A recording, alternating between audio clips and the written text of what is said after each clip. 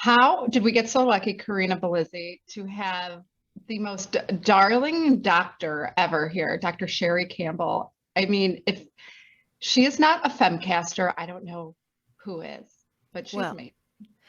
it's because you're so fabulous and you've developed this awesome relationship with her by proving to her that you are just as awesome as she is. That's my personal opinion, but That's yes. 100% true. Julie pulls me out into the world.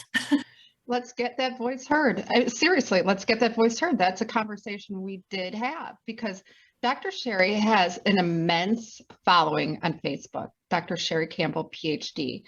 She is, I think, tipping at almost 135, 140,000 followers. But what is truly amazing is that she has engagement. The engagement on her Facebook page bewilders me.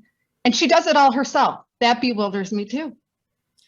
Yeah, I do that. It's a lot, but I don't want anyone's voice on my, it's so personal what I talk about, because it's talking about toxic family and there is nothing more personal than the social group of family. And when you don't have that, you don't really have a voice. And so I really can't see how someone else could even come in and do my work because if they haven't lived it, they really don't have the survivor knowledge that they would need to come from in terms of the vulnerability of what people feel when they're estranged from family.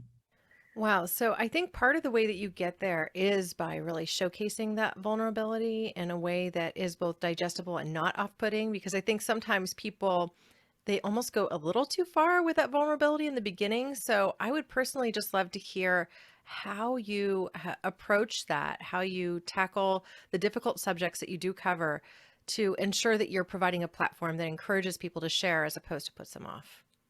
I think that there is a difference between being needy and vulnerability.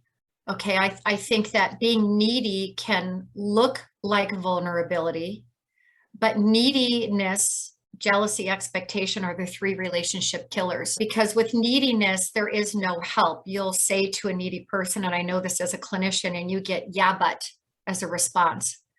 So I don't work with yeah, butters. If yeah, butters come into my office, I recognize that they're not ready for the truth, and vulnerability comes from truth, and truth is hard. And many times in my summit, because I'm not the therapist of these people, I will say, I'm going to land something on you, but it might feel really painful. Are you ready for that? I won't just land it. I ask permission because I don't know what their support system is. And so I think vulnerability is about respect, whereas I think neediness is about engulfing and trying to get misery to love company. And you have to know the difference. Wow, I think that's really insightful. So, could you give me an example of someone being needy as opposed to more vulnerable? I think that would be helpful for people too. So neediness would come from wanting someone else to rescue you and waiting for it, pining away for it, and putting the responsibility of your need out onto someone else, even if it's a toxic parent, a toxic sibling, and you're begging and pleading. And so you're in the victim role if you're needy, wanting someone else to fix your problem. There is no agency when it comes to neediness, because if there was agency, you wouldn't need. Vulnerability is about taking care of your own stuff and understanding who may be accountable for your feelings of pain, but recognizing that they're your feelings now. And so you need to step into the ring and do something about it. Needy people don't do that. And when you try to help them or you try to get them into the ring, you get a yeah, but I can't do. You get one roadblock after another. So they feign that they want help, but what they really want is attention. And what they really want is selfish. And so neediness doesn't work. It drives people away. It drives all people away. It becomes repulsive to people. Vulnerability, people want to get closer to it. It also comes in stages. Needy people will just trauma vomit all over you. And my vulnerability, I dose people first. Can I trust you? Or can you handle what I'm about to say? And I open up very, very slowly. Julie can tell you that. I kind of come from a lack of trust. I can't help it, but I state my boundaries and I let people know how I feel and what needs to happen for me to feel better. Because we are our actions, we are not our intentions.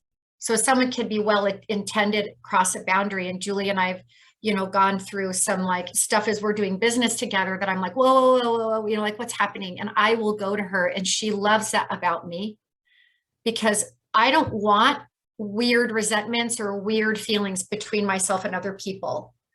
And so you quickly learn when you're vulnerable, if people can handle your need to have boundaries and to see what they are without feeling attacked. I'm always very gentle, but I'm honest. And that you are. And I mean, quite honestly, I think this layer of vulnerability unlocks a life that is lived fully. And I know absolutely, Dr. Sherrie, by watching you and studying you, that your vulnerability on stage and when you're speaking is why people are drawn to you. How do you process that as a speaker, as a podcaster, as a media darling? How do you process just laying it out there for people to know your stuff without having feelings of regret? I'm kind of two people in a way, because I'm incredibly introverted. I wouldn't say I'm shy, but I'm very guarded. But I was also an Olympic hopeful ice skater. I've always been into individual sports where there's all this pressure, and I want to die before I go on stage or I go out on the ice, or not so much my podcast because I can't see the crowd. But when I've spoken to huge crowds of people, it's so hard for me to get out there. But once I'm out there, I just don't know another language other than the truth. I really don't. It's not a performance for me. I just don't know any other way. And I think that I'm gentle with the hard things, but I'm very practical about them. And once I get going, I remember I spoke at the Women of Resilience. It was my first time ever speaking. And I looked up and I got a standing ovation, and I couldn't even process it. I was like, I was confused actually. And then I couldn't get off the stage. I had a line of people waiting, and I just didn't realize that so many people had my issue. We feel so alone in family estrangement, especially when you choose to put space between yourself and your parents. That's very much not allowed. And so getting that kind of reception was very lovely, but I did better on stage even than talking to people in the line. So I think that I access something else. Even when I write, who I am on the daily basis isn't a very deep but my own books and my own speaking engagements, podcasts, they're sort of revelations to me as well. I'm always in the healing journey, and there's some other part of me that I access. I mean, I imagine maybe other artists are this way as well. My everyday personality is pretty lighthearted, clumsy, funny. I'm kind of the dumbest smart person you'll ever meet. But when I'm in my zone or I'm in that space, something else also I just think is maybe higher than me, kind of like channeling through me. That's the only way that I can explain it. I don't really know how I do it. It's just a part of me that comes out when it's called, I guess. You mentioned being on stage versus being on a podcast and how different that is. So I'd love for you to share if you have a tip or two on really what you do to ensure you're adapting well to each of the different environments so that your message can be heard. I think that's the goal all of us have. Yeah, so this might sound so silly, but the first time I tried to record, I didn't have my camera on, and I did not feel like I was talking to anybody. I felt like I was talking to a wall, and I was like, oh, I don't know who I'm talking to. And when I write my books, they're almost always accidental. I think I just start writing because I need someone to talk to. And I do Facebook videos every Thursday, and I'm used to talking to me and the camera. So when I do my podcast all alone, I turn my camera on and I respond. I allow my mirror neurons in my brain to respond to the energy that I see myself putting off. I'm at least talking to someone. And that actually helps me when I'm talking to a wall. I don't see anybody. So in some ways, I guess my inner self is talking to the physical self, and it makes me feel like I'm having a real conversation. Well, I love that insight. I feel like I experience the same thing because it's so powerful to know that you're reaching somebody. And sometimes I think if you don't have somebody on the other end to give you some sort of reflection, it can be more challenging. I just finished an 11 podcast series that was focused on a monologue stream of episodes for the first time. And it was one of the most challenging things I did for that very reason. I had to go back in some cases and re-record the entire episode a couple of times, especially as I was just starting out, because I didn't have that reflection. I also didn't turn on my camera.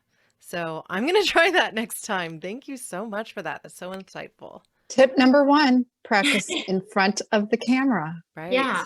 Mhm. Have someone to talk to. You really are. And I consider myself a 3-part person. There's the me in the past, the me today, and the amazing woman I'm in love with that I'm becoming every day. So I'm always in conversation with those 3 aspects. And it really helps to see my facial expressions. And just down to neurobiology, babies, we have mirror neurons. So when you feed a baby, I don't know if you'll recognize, you'll open your own mouth as you feed your baby.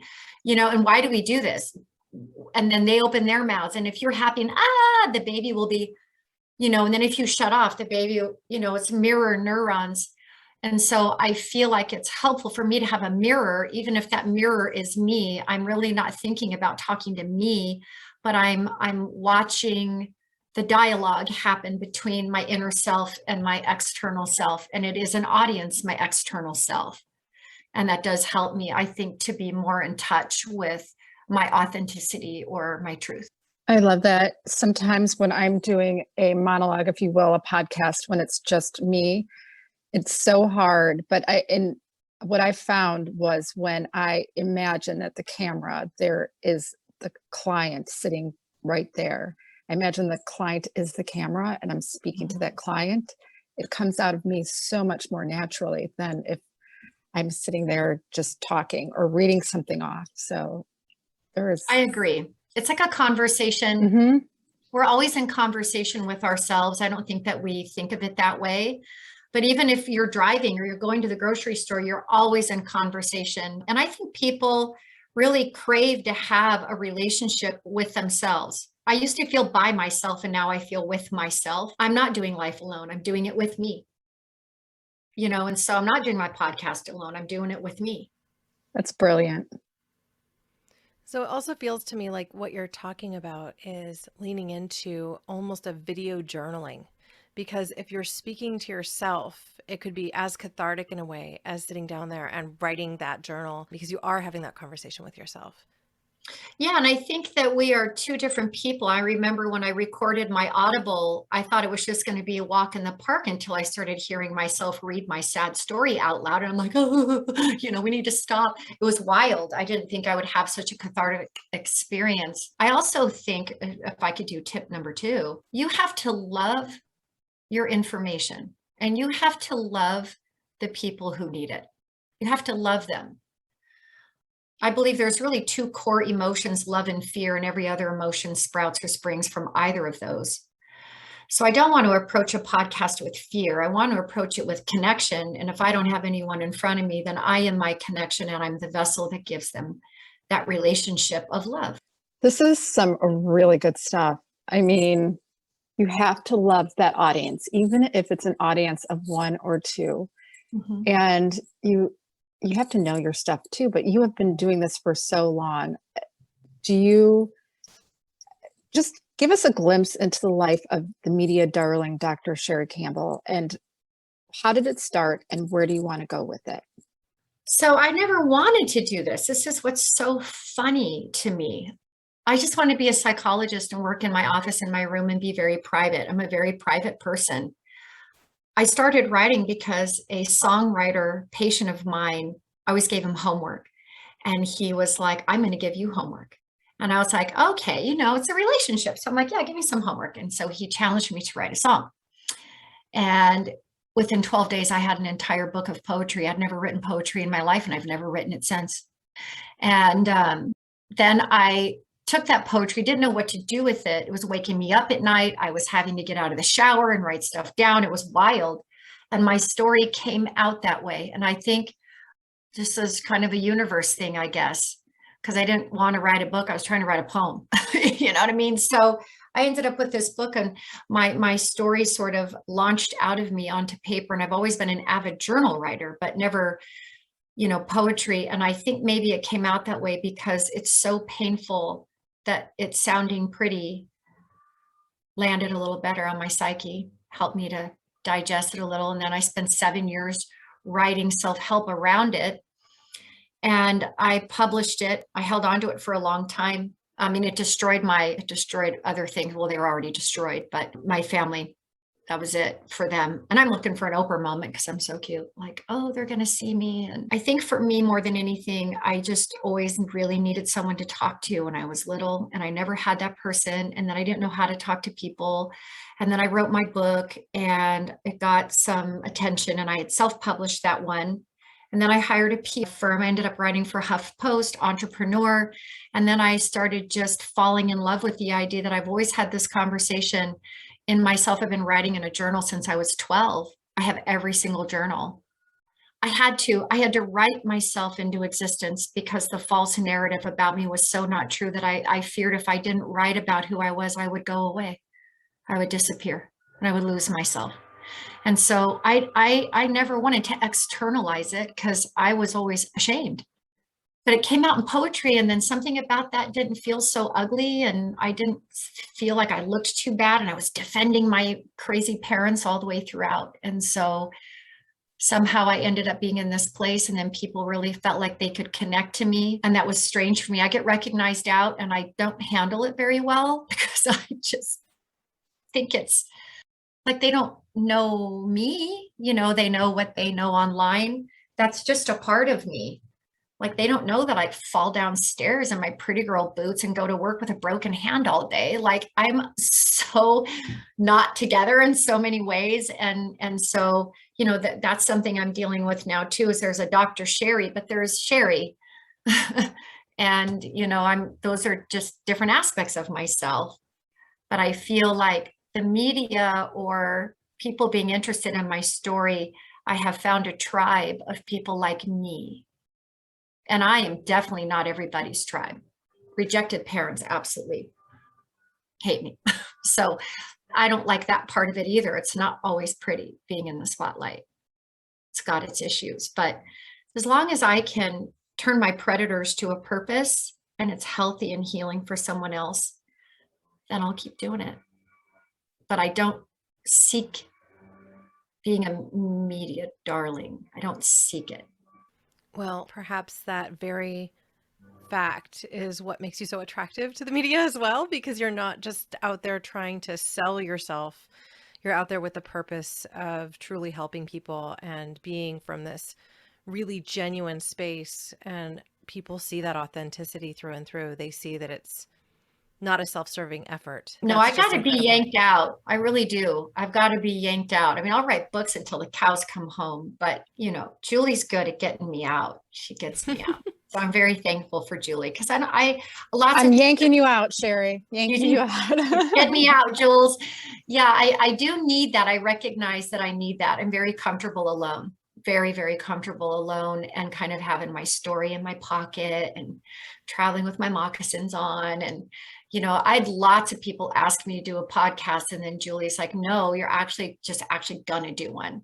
Mm-hmm. I was like, okay. Like, I kind of need someone to be like, no, like actually you're going to do it. And I'm here. So we're doing it. So I'm very thankful. I feel like the right people come along in my path. I also think I'm patient.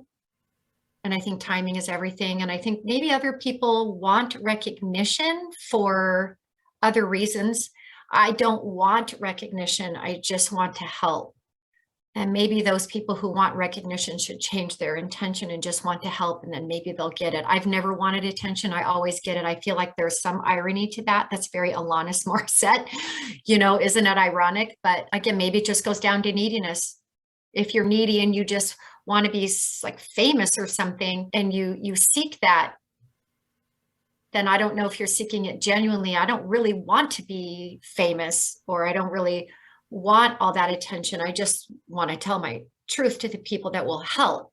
And what you're doing when we chase those targets, when we're Mhm. chasing targets, we miss it every time. But when you are ensued with purpose, this is where you're at, Sherrie. And this is like, honestly why part of the connection you're making and part of your visibility and your popularity is because you're not chasing anything. It is you.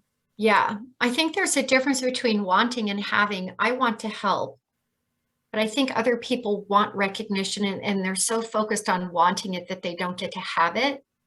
Because I think to have it, you have to be it. So I don't know how to be anything other than me. And I don't want to put fake faces on. A lot of people don't like me too, because my topic is so controversial. I'm destroying families, blah, blah, blah. But I can't destroy a family that's already destroyed, so I can stand in my own. That can be water off a duck's back, because I'm just helping so many others. People love you. We adore you. And thank Love you you. for sharing your wisdom. You're Well, so Dr. You're Sherrie, amazing. You are Love amazing. you. And we'll share Okay. everything in the show notes. And Okay. the doctor is in and she's Yes. out. Love you, girl. guys. Love you. So Bye. amazing. Thank you, Dr. Sherrie. You're welcome. Love you guys. That was amazing. I was getting goosebumps. Yeah, I did too. Like specifically also when she was just talking about having that impact with her audience and reaching people like into their souls.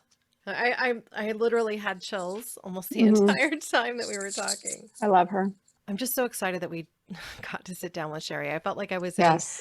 in a room with a legend in a way, even if she wasn't in the same room with me. And I wrote down a few notes. I know that she planned to give us 2 tips, but I think we walked away with 3 or 4. So That's okay. yeah, great. Fantastic, right? So I would just like to recap those and get what your thoughts are too, because the entire time I was sitting there, it's like I just kept having waves of chills run over my body, which is just Right. incredible. Well, that speaks to her vulnerability because we connected with her, and you don't connect with everybody you talk to. Mhm. People are on a mission. People have an agenda. Obviously, she does not. She just wants to help and be of service. So the conversation we had about vulnerability versus neediness, I think is something that people need to hear. It's like that whole perspective of just when somebody seems to be trying too hard and you feel it, you feel like they're trying too hard. It's like they aren't coming through with their genuine true self, and it becomes so transparent, even if you don't know exactly why you feel that way. And then that's when people walk away from you, right? Like, oh, this person isn't being real. There's something about what they're putting out there that just feels like it's contrived, or like they want The something agenda. from me. An They have an agenda. agenda. Exactly. Oh my God. So anyway, I love that. I really There's did. no agenda here, is there, Corinna? Oh, we want to help people. I mean, it's such a basic thing. I know that I sometimes get criticized for being the extreme liberal do-gooder or whatever, but the reality is I really just want to help everybody raise up. And I think that there are so many ways that we can do that now with technology, with voice casting, with podcasting, with Clubhouse, with social media, that we all just really need a chance to develop our personal voices and be heard. And I think Dr. Sherrie provided us with some incredible tools to do that. So the first was be vulnerable, not needy. That's as simply as I can put it, right? Be vulnerable, not needy. And love the information that you're putting out there. That was one that I had to write down. Like I'm embracing that. Loving that. Loving what you are putting into the world. But there was that last piece for me that really kind of just sunk in a new way, because I struggled so much with the first 2 or 3 podcasts I recorded in my regeneration series coverage of Paul Hawkins' work. It was the first time that I was speaking into the microphone by myself and not reflecting with a guest and not looking someone else in the eyes and not playing off of their conversational tone, aside from my trailer episode. And in that's my a trailer scary episode, space. right? I mean, I felt like, I don't know, almost like I was on vulnerable. stage in front of a million people because it wasn't the same. I didn't have the same connectedness with a individual or individuals. And so it made me feel, I think, more vulnerable and more self-conscious. And I re-recorded those first 2 or 3 episodes at least twice each. So, I mean, a lot of time, energy, and effort went into the analysis and writing of them because it was essentially like 11 episode condensed book report with reflection of this textbook. You're scaring people now, Corinna. It was nuts. I mean, Oh my I gosh. took on a lot. It was a lot to do. And now I'm just like, wow, if I had just turned on my camera, I think it would have been so different. Right. And it is knowing that there's a mission greater than how we look, how we sound. It is because we are making an impact, we're making a difference. And if we put ourselves out there and become uncomfortable in these situations, and also take a step back and have an objective look at what we're doing and who we are as human beings, we can enter this arena of public speaking. We can enter the arena of podcasting, broadcasting, book writing, whatever. We can enter it with a sense of self and authenticity that you'll make connections beyond just your pitch, your sales pitch. Nobody likes a sales pitch. No, people don't like to be sold. That's a reality. A question for you. You mentioned that you're picturing your audience when you are going through the action of podcasting and doing it by yourself, because I know you do 5 and 10-minute episodes on your Obsessed with Humans on the Verge of Change podcast. And often you're just sharing your intimate thoughts about a particular issue. So who is it that you're picturing? Is it like a mirror image of yourself, or, I mean, how have Not you me. done that? Oh, so it's funny because I've never really thought of this before, Corinna. After I finish coaching a client, I get so inspired by them. Sometimes I just jump on and record while I have that wave of inspiration. And I just imagine that client in front of me and how passionate I am when I'm speaking to them one-on-one. I take it to the recording button and I just do it and see what comes out. That's really a great way for me to produce some really authentic content. And if I'm going through a hard time as well, or if I'm struggling with something, I just want to talk about it and I'm feeling that emotion, I'll just jump on, Zoom or a voice recorder on my computer and just press record. And that's where I get some really inspirational content as well. When I'm feeling that emotion, it's so much different than when I prepare or sit there and say, this is what I'm going to do. I sound more robotic. So I like it when I'm riding the wave of emotion. Well, I think that's also a really incredible tip. And it's just something I got to thinking about when you said you're picturing, a person or an audience. And it sounds to me like you're picturing the specific person that you were just talking to. That's correct. Wow. I mean, I get inspired and then I don't want the conversation to end. So let's take it. Let's keep the conversation going.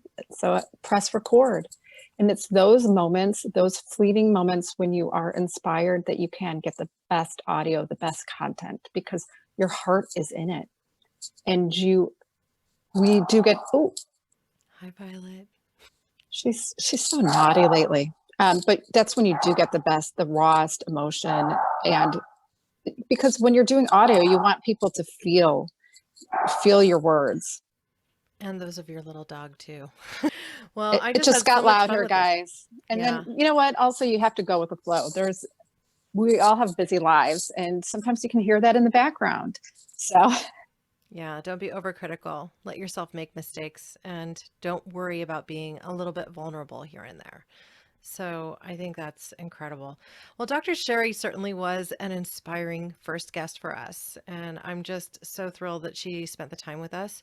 I'm curious to see what more we'll uncover with our next guest. So what do we have coming up next, Jules? well, what do we have coming up next? We have a lot coming up next. We have our delightful Femcasters.mn.co community. It is really an interchange of ideas, expressions, and tools, networking. So I'd love for you to check that out. Also, we have some delicious podcast episodes with Dr. Debbie Gilboa of The Doctors, the show The Doctors, and Dr. Laura Berman, who, if you don't know her, you're going to get to know her. She is a pioneer on the OWN network. That's the Oprah Winfrey Network. So a lot of surprises coming ahead. So stay tuned. Yeah, and I've been thrilled with what we've been able to put up so far in the Femcasters community. I know it's just budding, but there's some exciting activity in there, some excellent podcasters and people that work in media. I've enjoyed putting together some of that content too, like just helping people get through their value proposition and giving them examples so they can develop that elevator pitch and just feel more confident in their roles as marketers of their podcast or themselves. So I just think that will be helpful. And I look forward to putting up more content soon. So please check it out. And if you haven't already gone to our Facebook page or Instagram, you can find We're us everywhere, on, Corinna. We're at everywhere. Femcasters, just the handle We're at everywhere. Femcasters. So please reach out. We want to hear from you. And if you send us a message, we're happy to even send you a summary with show notes. So let's just Thanks, connect, Corinna. be a part of I this. love you. It's I love you amazing. too. This is And I going to be love awesome. our Femcasters. So just remember, stay true to yourself, use your voice. And Corinna, let's kick it. Let's kick it.